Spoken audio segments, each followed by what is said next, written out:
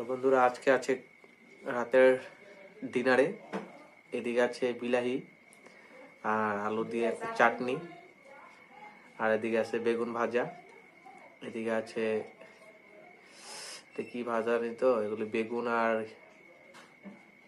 লাউ লাউ আর জাতি লাউ দিয়ে ভাজা, আর এদিকে আছে আলুর দম আর পনিরের একটা তরকারি, আর এদিকে আছে একটা রুটি আর ডাল ভাত। তো বন্ধুরা আমি খাওয়া শুরু করি।